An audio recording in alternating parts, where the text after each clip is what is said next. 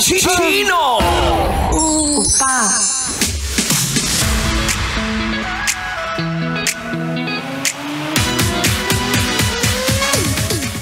At ito, nagbabalik ang Santo Papa ng mga green flag, Kim Chino. Huy! Ituloy na natin ang usapan sa tamang tao. Ramdam kong malapit ka ng matrato ng tama. Mahal, sabi ko kanina, no, bibigyan kita ng 3 katangian ng tamang tao para may checklist ka na. O, kaya mag-recap tayo So, yung una, sabi ko kanina, dapat malaki ang puso. So, mapagmahal, ganun. Pangalawa, dapat consistent. So, hindi nagsasawa.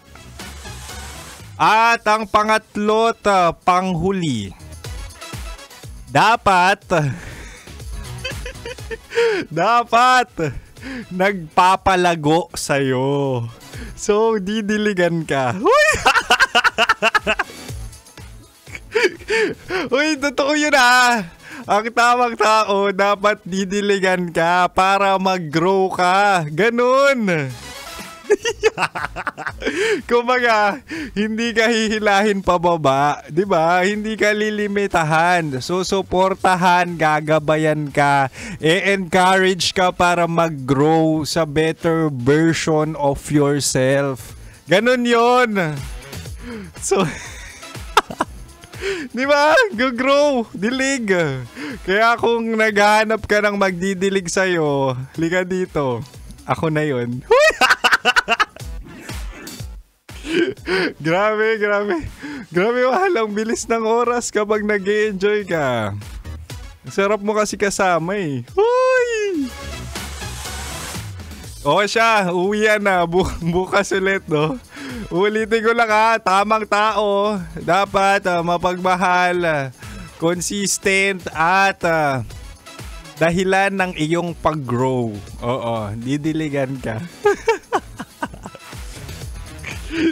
Well anyway, bukas ulit 6 to 9 p.m. 69 tayo. 6 to 9 p.m. Lambingan ulit tayo.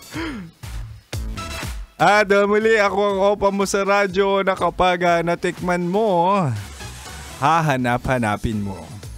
Walang iba, Kim Chino. Kaya mahal, no? Gusto ko lang sabihin na ingat ka, tsaka love you. Well, susunod na po ang ating Basa Princess ng Love Radio Manila, si Rocky Terra, sa kanyang programang Rocky's Secret Files. At manatiling nakatutok dito lang sa 90.7 Love Radio Manila. Kailangan pa bang i-memorize yan? Basic.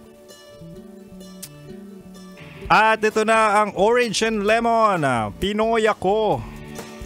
Binibigyan ko po ng 2 points si Kim Chino. Sobrang green flag. Huy!